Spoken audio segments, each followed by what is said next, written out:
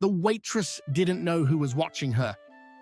Clint Eastwood changed her life forever. The neon sign of Rosie's Diner flickered weakly against the harsh New York winter, its light casting a dim glow over the cracked sidewalk below. Inside, a young woman moved with practiced grace between the worn tables, her presence bringing warmth to the otherwise weathered establishment. The peeling wallpaper and scuffed floors told stories of better days, but in her eyes, every imperfection added character to this sanctuary she'd come to call home. Her movements were deliberate and gentle as she collected leftover food from the tables, not scraps, but perfectly good portions that customers hadn't finished. These she would carefully wrap and save, knowing that later she would distribute them to the homeless people who gathered in the nearby streets. It wasn't much, but she believed that even the smallest gesture of kindness could ripple outward in unexpected ways. The regulars had come to know her not just as a waitress, but as a beacon of compassion in their challenging lives. She remembered how they liked their coffee, asked about their families, and often spent a few extra moments listening to their stories.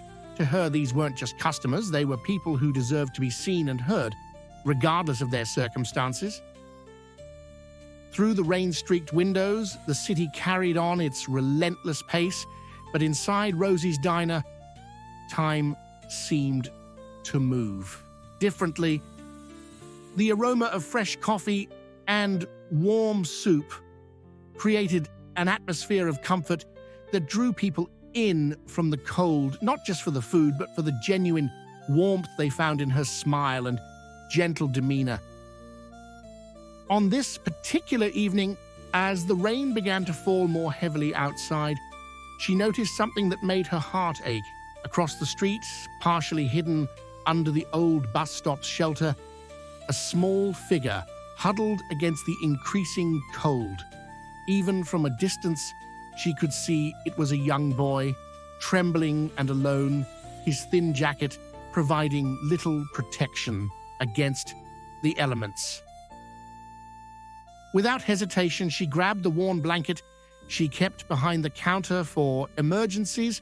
The weather was getting worse by the minute, with rain now coming down in sheets and the wind whipping through the streets with increasing fury. As she stepped out into the storm, she didn't notice the man who had been sitting quietly in the corner booth, watching her every move with intense interest. The boy looked up with startled eyes as she approached, his small frame shaking from the cold. Her voice was soft and reassuring as she crouched down beside him, offering not just the blanket but a promise of warmth and safety. With gentle encouragement, she guided him back to the diner, where the heating might not have been perfect, but it was certainly better than the bitter cold outside. What she didn't realize was that this simple act of kindness was being observed by someone who would soon change her life forever. Clint Eastwood sat in his corner booth, his weathered face partially hidden in the shadows, watching as she settled the boy into a warm seat and disappeared into the kitchen to prepare a bowl of hot soup, his eyes sharp and discerning after decades in an industry built on observing human nature. Noticed everything, the way she tucked the blanket more securely around the boy's shoulders, how she spoke to him at eye level, the genuine concern in her expression as she made sure he was comfortable. In these simple gestures, he saw something rare and precious, pure, unaffected compassion. As the night progressed, she continued her usual routine, but always kept a watchful eye on the young boy.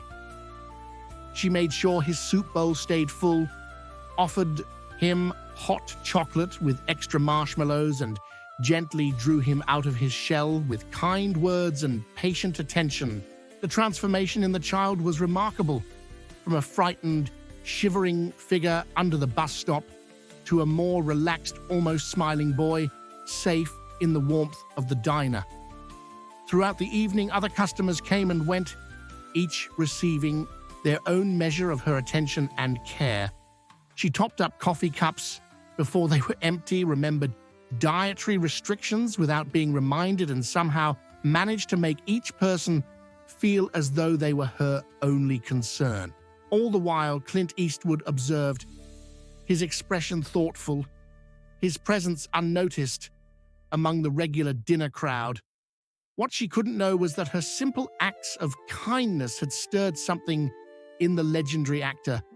Memories of his own past, of debts unpaid, and promises made long ago. As he watched her work, a plan began to form in his mind. One that would transform not just her life, but the lives of countless others through the ripple effect of compassion she so naturally created. Over the following weeks, Clint Eastwood became a quiet but regular presence at Rosie's Diner. He always chose the same corner booth, ordering nothing more than black coffee, his stoic demeanor masking the depth of his observations. The young waitress noticed him, of course. It was impossible not to feel those penetrating eyes following her movements, but she respected his apparent desire for privacy and treated him with the same genuine kindness she showed all her customers.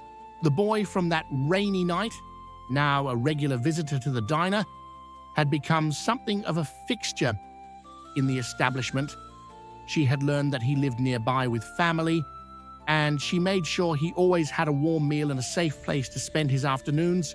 Between serving customers, she would help him with his homework, her patience seemingly endless as she explained math problems or helped him practice his reading. What she didn't realize was that each of these interactions strengthened Clint's resolve. He watched as she continued her daily ritual of saving leftover food for the homeless, observed how she would occasionally slip extra portions to customers who seemed to be struggling, and noted the way she treated everyone, from well-dressed business people to those who could barely afford a cup of coffee, with equal dignity and respect. The diner itself, despite its worn appearance, had taken on an almost magical quality in the evening hours. The flickering neon sign outside cast a warm glow through the windows, creating an inviting beacon for those seeking refuge from the city's harsh realities. Inside, the scratched counters and aging booths somehow added to the comfort, making everyone feel welcome regardless of their circumstances. On particularly cold nights, she would keep the diner open a little longer than usual, especially if there were people who seemed reluctant to face the weather. Clint noticed how she never rushed anyone out, how she would often have a fresh pot of coffee brewing even as closing time approached, just in case someone needed a warm place to stay for a few more minutes. These small gestures of kindness, witnessed day after day, began to remind Clint of someone from his own past, someone who had shown him similar compassion when he was struggling to make his way in Hollywood. The memory of that debt, combined with the genuine goodness he witnessed in this young woman, led him to make a decision that would change everything. One evening, as the last customers were finishing their meals, Clint finally broke his silence. His voice, carrying that familiar gravelly warmth that had commanded attention in countless films, caught her by surprise. "You've got something special here," he said, his eyes meeting hers with an intensity that made her pause. "Something that's becoming rare in this world." She stood there, coffee pot in hand, as the realization of who he was finally dawned on her. All those weeks of quiet observation suddenly made sense, though The reason for his interest remained a mystery. Before she could respond, he reached into his jacket and withdrew an envelope, placing it carefully on the table between them. In my line of work," he continued, his voice low and measured, "I've seen a lot of people playing parts, trying to be something they're not, but what you do here, the way you treat people, the kindness you show without expecting anything in return, that's real, and it's exactly what this world needs more of." The envelope contained not just the check for $50,000, but also a letter that would bring tears to her eyes when she read it later that night. In it, Clint explained how her compassion, particularly towards the young boy on that rainy evening, had struck a chord deep within him. He shared his own story of receiving kindness from strangers during his early struggling days and how he had always hoped to pass that kindness forward in a meaningful way. As she stood there, trying to process what was happening, Clint rose from his booth with the same quiet grace that had marked all his visits. "That money," he said, nodding toward the envelope, "it's not charity, it's an investment in kindness, an opportunity to expand what you're already doing here, to create a place where more people can find the kind of warmth and dignity you offer so freely."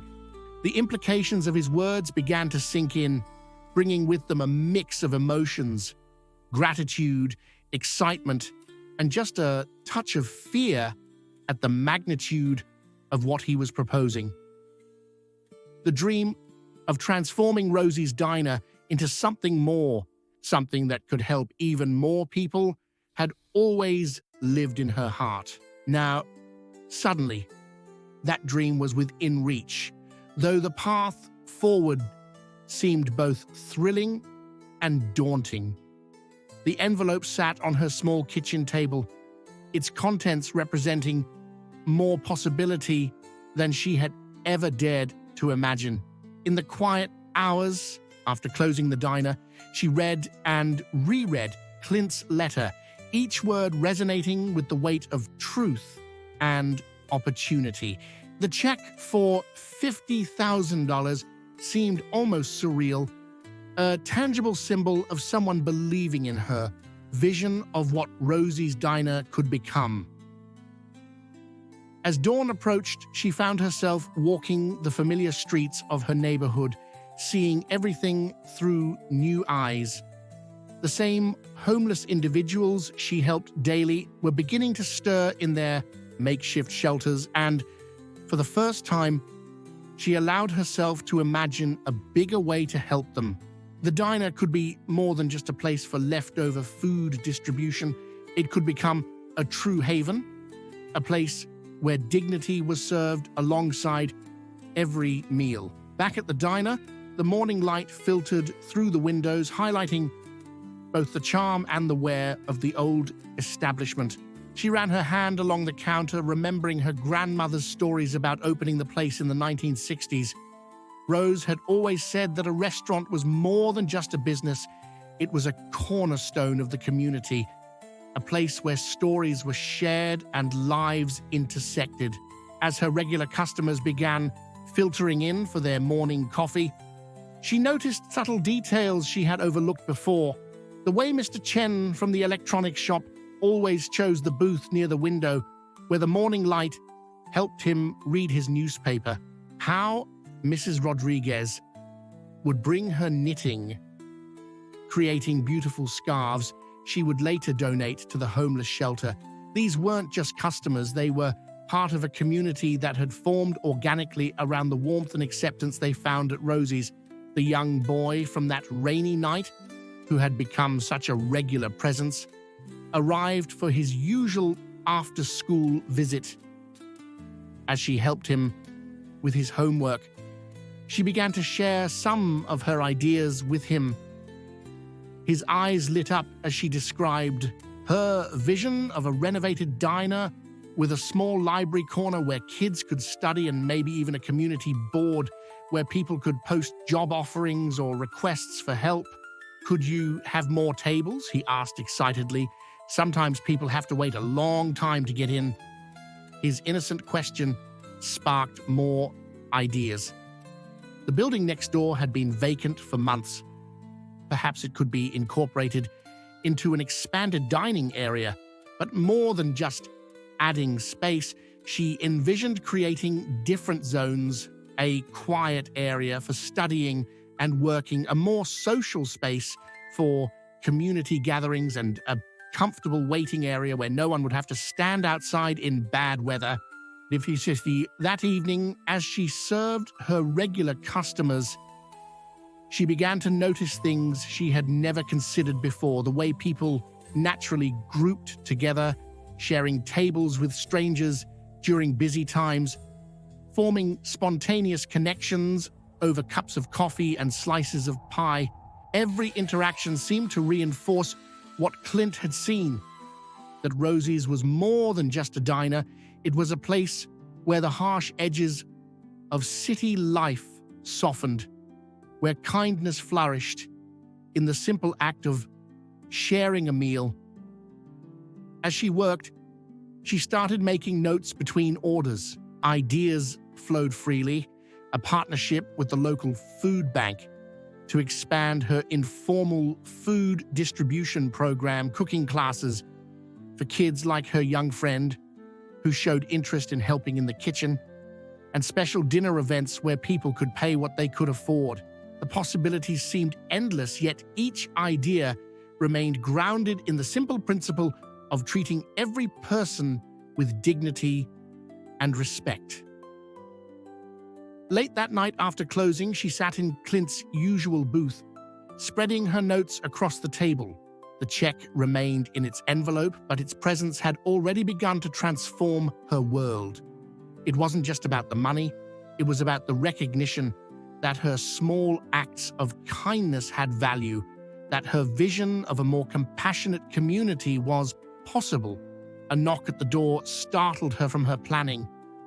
Through the glass, she could see a familiar face, one of the regular homeless men she often helped, looking more distressed than usual. Without hesitation, she opened the door, despite the late hour. He explained that a new family had just arrived at the shelter, including 2 small children who hadn't eaten all day. In that moment, all of her plans for the future crystallized into a single certainty. While renovation plans and expansion ideas were important, the heart of Rosie's Diner would always be in these simple moments of human connection and compassion. As she packed up warm meals for the family, she realized that Clint's gift wasn't just a chance to improve the diner, it was an opportunity to strengthen and expand the web of kindness that already existed in this small corner of New York. What she didn't know was that her late-night act of kindness was once again being observed. Across the street, a figure stood in the shadows, watching as she handed over the food packages and shared a few kind words with the man.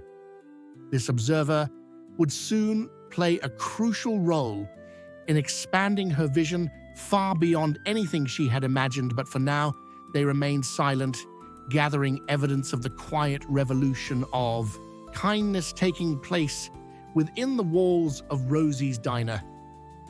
The following weeks brought changes both subtle and significant to Rosie's Diner. While the check remained undeposited, its presence had sparked a transformation in how she viewed the possibilities before her. She began making small improvements, fixing the flickering neon sign, replacing worn-out booth cushions, and adding more electrical outlets for students who came to study. Each change was carefully considered to enhance the diner's warmth without disturbing its essential character. One morning, as she was setting up for the day, a stylishly dressed woman entered the diner. There was something familiar about her, though she couldn't quite place it. The woman introduced herself as Catherine Wells, a journalist for a prominent newspaper, and explained that she had been watching the diner for several weeks, intrigued by the unusual community that had formed around it. "I've been writing a series about hidden gems in the city," Catherine explained, settling into a booth with her notebook. "Places that make a real difference in people's lives. But what I've observed here is something special, something that goes beyond just serving food." As they talked, Catherine revealed that she had witnessed many of the quiet acts of kindness that took place at Rosie's. The free meals discreetly provided to those in need, the homework help offered to neighborhood children, the way regulars looked out for each other. She had even been present the night Clint Eastwood had left his generous gift, though she had kept that information to herself. "He's not the only one who's noticed what you're doing here," Catherine said softly. "There's a growing network of people who believe in the kind of community you're building, people who want to help expand this model of compassion." The conversation was interrupted by the arrival of the young boy, clutching a paper in his hands. His face beamed with pride as he showed her his math test, an A, the result of their many study sessions together. As she congratulated him and promised his favorite chocolate milkshake as a reward, Catherine watched the interaction with keen interest. "You see," Catherine continued once the boy had settled at his usual spot, "what makes this place special isn't just the food or the atmosphere. It's the way you've created a space where everyone feels valued. That's remarkably rare in today's world." As the day progressed, Catherine remained at her booth, observing and taking notes. She watched as the diner's regular rhythm unfolded, the morning rush of office workers grabbing coffee, the lunchtime crowd of local shop owners and workers, the afternoon influx of students and elderly residents seeking company as much as sustenance.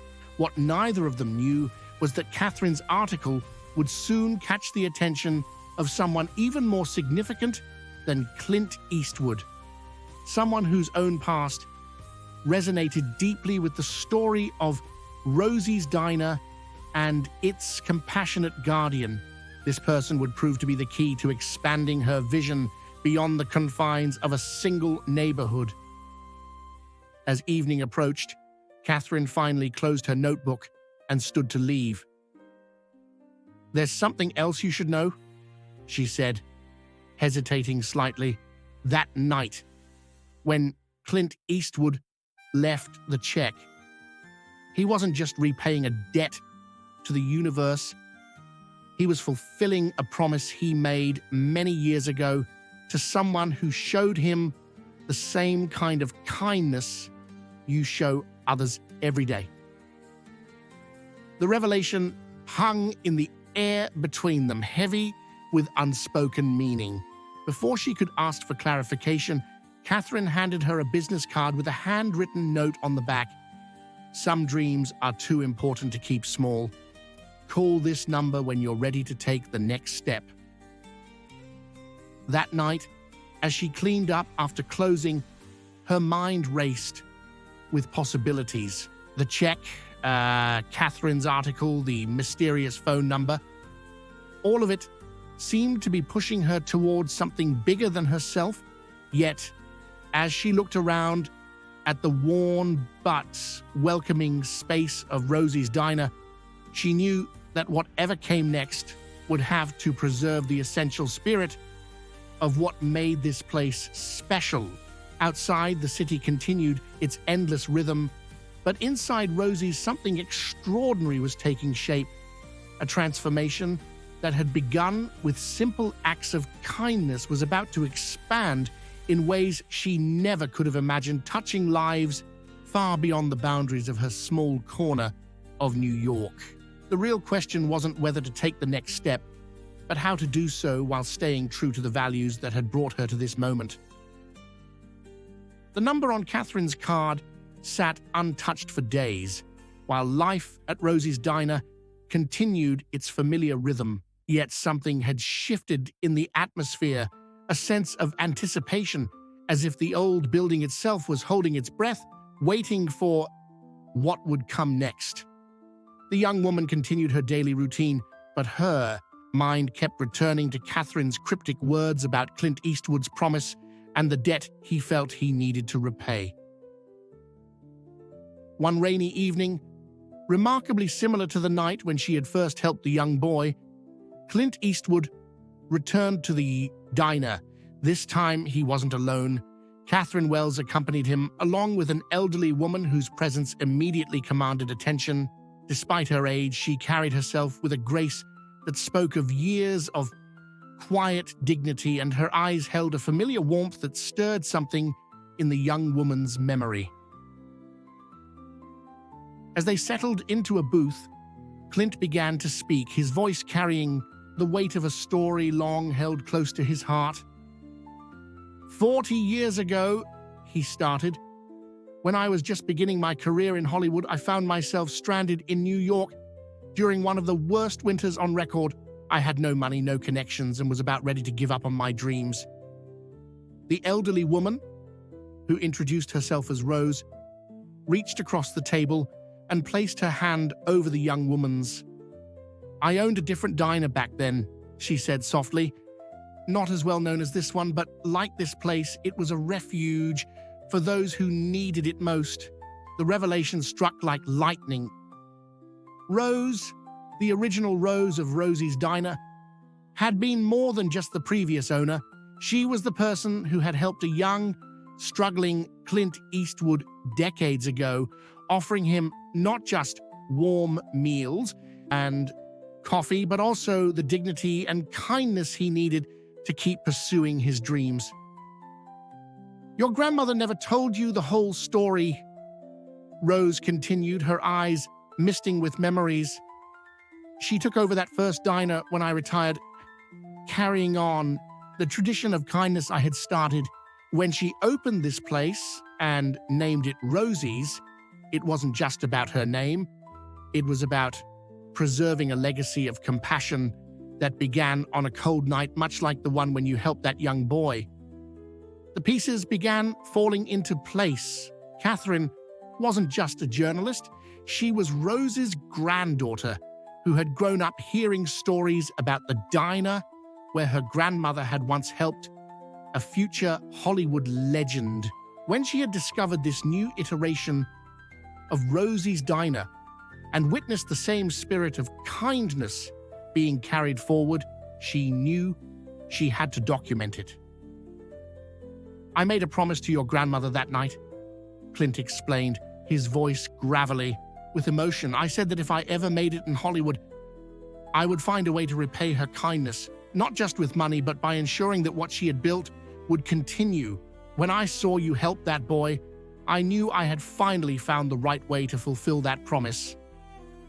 Rose squeezed the young woman's hand gently. What you've created here goes beyond anything I could have imagined. You've taken the simple act of feeding people and transformed it into something profound, a place where kindness isn't just served, but multiplied. Catherine pulled out her notebook, but this time it wasn't for an article. Inside were letters, dozens of them, from people whose lives had been touched by Rosie's Diner, students who had found a safe place to study, elderly residents who had discovered a community, and homeless individuals who had been treated with dignity and respect. This is why we're here, Catherine explained. The article I wrote has attracted attention from people who want to help expand what you're doing, not by changing Rosie's, but by using it as a model for other establishments across the city. Places where kindness and compassion are as important as the food being served. Clint reached into his jacket and produced another envelope. The first check was to help you strengthen what you've built here, he said. This is to help you share it with others. Your grandmother's legacy, Rose's vision, and your own dedication to helping others, all of it coming together to create something bigger than any of us. The envelope contained not just another check, but detailed plans for a foundation, one that would help establish and support diners like Rosie's in neighborhoods across the city. Places that would serve as beacons of hope and kindness, just as Rose's original diner had done for a young actor many years ago. As the evening wound down, the young woman looked around at her diner with new eyes. The worn booths, the flickering neon sign, the scratched counter, all of it was part of a story that had begun long before her time and would continue long after, a story of how simple acts of kindness could ripple outward through time, touching lives in ways that could never be predicted. Your grandmother would be proud, Rose said softly as they prepared to leave. She understood, as you do, that a diner isn't just a place to serve food, it's a place to serve hope, dignity, and the kind of kindness that can change lives. Outside, the rain had stopped, and the neon sign of Rosie's Diner cast its warm glow onto the wet sidewalk. Inside, the legacy of 3 generations of compassionate women had come full circle, creating a blueprint for how kindness could transform not just a neighborhood, but an entire city. And it had all begun with a simple act of helping a shivering boy on a rainy night, just as another act of kindness had changed the life of a struggling actor 40 years before.